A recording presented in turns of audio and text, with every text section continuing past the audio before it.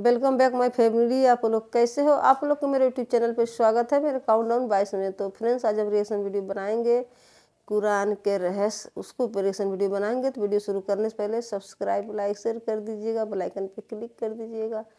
तो देखते हैं, ये कुरान का वीडियो है, रहस्य भरी वीडियो है। इसमें क्या है, वीडियो देखने के बाद पता चलेगा। वीडियो स्टार्ट करते हैं। अस्सलाम वालेकुम दोस्तों, मेरा नाम है असीब शफकत और आप देख रहे हैं हंसी टीवी।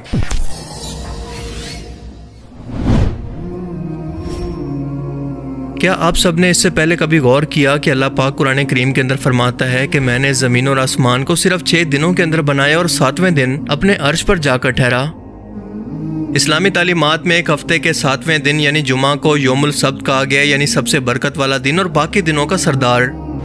हरम में काबा यानी अल्लाह के घर का तवाफ़ करने का हुक्म भी 7 मरतबा दिया गया और 7 मरतबा सफ़ा और मरवा पहाड़ी के चक्कर लगाने का हुक्म भी दिया गया है। हज के दिनों में शैतान के हर एक अलामती पिलर को 7 कंकरियां मारने का हुक्म दिया गया है। सूरह फातिहा, जिसे कुरान करीम और तौहीद की बुनियाद कहा जाता है, और ये इतनी अहम है कि दिन में 5 मरतबा नमाज पढ़ते वक्त मुसलमान हर रकात के अंदर इसे पढ़ते हैं। और इसके अंदर कुल 7 आयात हैं और 21 हरूफ, जो 7 और 3 का मल्टीपल हैं। 7 साल के बच्चे को हर सूरत नमाज पढ़ाने का हुक्म दिया गया है। जन्नत और जहन्नुम के दरवाजे 7 हैं, इनके 7 दर्जे हैं।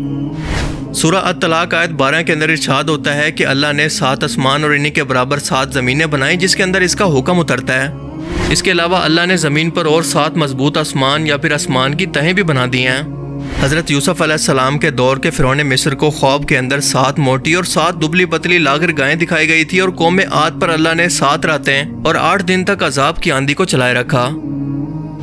यही नहीं बल्कि ज़मीन पर भी रेनबो के अंदर 7 बेसिक कलर हैं, जिनसे बाकी रंग बनते हैं, और इसके साथ साथ म्यूजिक के भी बेसिक 7 सुर होते हैं। ज़मीन पर 7 बरे आज़म हैं और 7 ही समंदर क्यों मौजूद हैं? आखिर नंबर 7 के अंदर ऐसी क्या खास बात है कि ये कुरान करीम के हर एक अहम वाक़े के अंदर और दुनिया और कायनात की बनावट के अंदर हमें हर जगह पर देखने को और सुनने को मिलता है। यकीनन इस नंबर के अंदर कोई ना कोई ऐसा राज छुपा हुआ है जिसे हम लोग अभी तक नहीं जानते।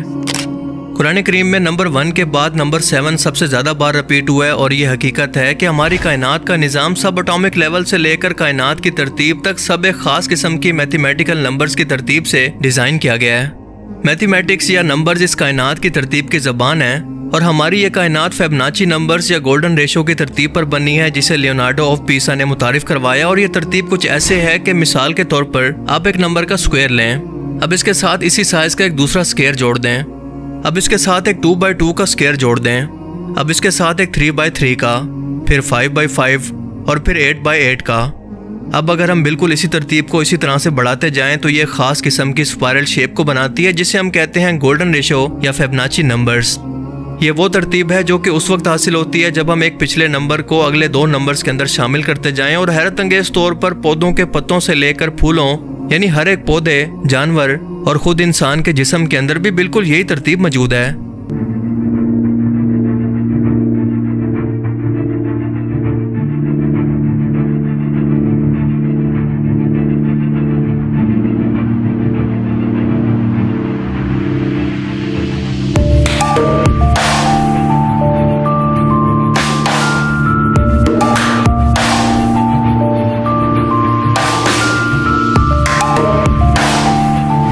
समंदर की लहरें हों या इसके अंदर मौजूद समंदरी मखलूक़ात या हमारी कायनात के अंदर मौजूद प्लैनेट्स और गैलेक्सीज, हैरत अंगेज तौर पर ये सभी की सभी इसी स्पायरल पैटर्न को फॉलो कर रही हैं, जो कि हमें ये बताता है कि इस कायनात का बनाने वाला भी सिर्फ एक खुदा है, जिसने इस पूरी कायनात की तरतीब भी बिल्कुल एक जैसी रखी हुई है।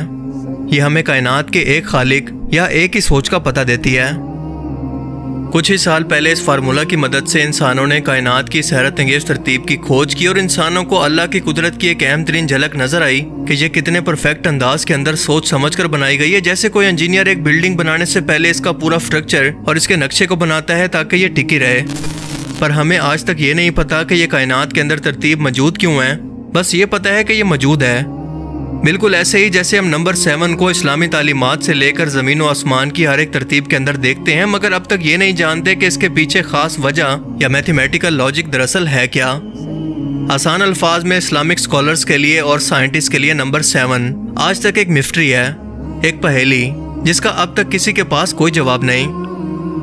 शायद अब तक हम इंसानों का दिमाग इतने एडवांस लेवल पर नहीं जा सका कि इसकी गहराई के अंदर उतर सके, पर यकीनन मुस्तकबिल के अंदर हम इंसान इसके मुतालिक कोई ना कोई खोज तो ज़रूर लगा लेंगे, क्योंकि अल्लाह ताला खुद ये चाहता है कि हम इसकी कायनात पर गौर व फिक्र करें और इसकी तरतीब पर गौर करें ताकि इसकी ज़ात को पहचान सकें।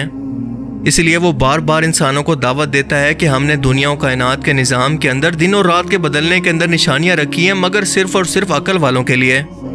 फिर फरमाता है कि एक नज़र उठाकर इसकी कायनात को देखो तो तुम्हें इसके अंदर कोई खामी नज़र नहीं आएगी। ये बिल्कुल परफेक्ट है, बिल्कुल अल्लाह की ज़ात की तरह। कुरान करीम इल्म के अलावा नंबर्स की तरतीब के लिहाज से भी एक मौजे से कम नहीं है। मिसाल के तौर पर अगर आप पूरे कुरान का मुताला करें तो लफ्ज़ सज़ा 117 बार रिपीट हुआ है, जबकि लफ्ज़ माफ़ी 234 बार। इसी तरह से अल्लाह ताला कुरान करीम के अंदर हज़रत मोहम्मद सल्लल्लाहु अलैहि वसल्लम से कुरान पाक के अंदर फरमाता है कि कहो, ये कहो का लफ्ज़ 332 मरतबा रिपीट हुआ है, यानी 332 टाइम्स, और इसके जवाब में लफ्ज़ उन्होंने कहा भी 332 मरतबा रिपीट हुआ है। हैरत अंगेज़ तौर पर लफ्ज़ दुनिया और आखिरत की ज़िंदगी दोनों 115 मरतबा रिपीट हुए हैं। शैतान और फरिश्ते दोनों का जिक्र पूरे कुरान करीम के अंदर 88 यानी 88 टाइम्स के अंदर हुआ है। ये कैसे मुमकिन है? जन्नत और जहन्नुम दोनों का जिक्र 77 टाइम्स, जबकि ज़कात और बरकत के लफ्ज़ दोनों 32 मरतबा यानी 32 टाइम्स के अंदर रिपीट हुए हैं। यही नहीं बल्कि मौसम भी, सर्दी और गर्मी की सूरत दोनों 5 मरतबा पूरे कुरान पाक के अंदर बयान हुए हैं। मर्द और औरत दोनों को बराबर 23 मरतबा बयान किया गया, और उसके पीछे लॉजिक ये है कि इंसान की तख्लीक के वक्त बायोलॉजिकली तौर पर एक बच्चा अपने 23 क्रोमोसोम्स को लेता है माँ से और 23 लेता है अपने बाप से, जो टोटल एक इंसान के अंदर 46 होते हैं। एक इंसान के डीएनए के अंदर मौजूद ये क्रोमोसोम्स इंसान के हर एक कैरेक्टर और जिस्म को डेवलप करते हैं। क्या ये भी इत्तफाक है?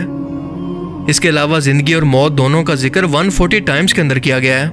मजीद पूरे कुरान के अंदर ज़मीन का जिक्र 13 टाइम्स, जबकि समंदर का जिक्र 32 टाइम्स के अंदर किया गया है। इन दोनों नंबर्स को अगर जमा करें तो ये बनता है 45।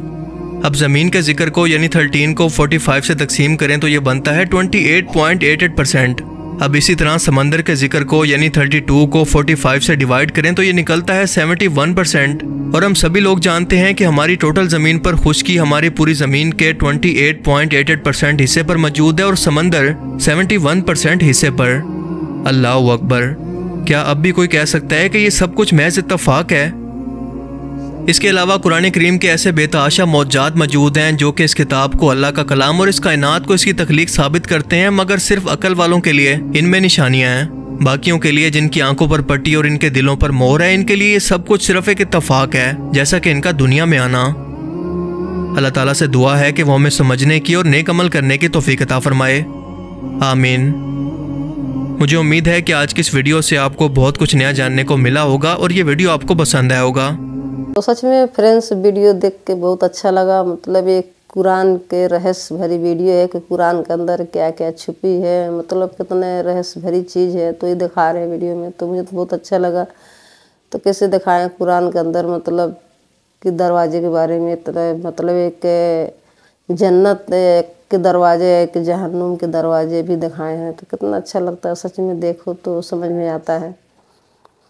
तो फ्रेंड्स मुझे बहुत अच्छा लगा। मेरी तबीयत ठीक नहीं है तो इसलिए मैं ज़्यादा नहीं बोल पा रही हूँ, तो इसलिए वीडियो यहीं पे मतलब समाप्त करती हूँ। सब्सक्राइब, लाइक, शेयर कर दीजिएगा, बेल आइकन पे क्लिक कर दीजिएगा। आने वाली हर एक वीडियो को नोटिफिकेशन आप लोग को मिलती रहेगी। सपोर्ट ज़रूर कीजिएगा, सब्सक्राइब ज़रूर करते जाइएगा। तो मिलते हैं नेक्स्ट वीडियो में। कमेंट करके ज़रूर बताइएगा आप लोग की वीडियो कैसा लगा। तो मिलते हैं नेक्स्ट वीडियो में। Bye bye friends.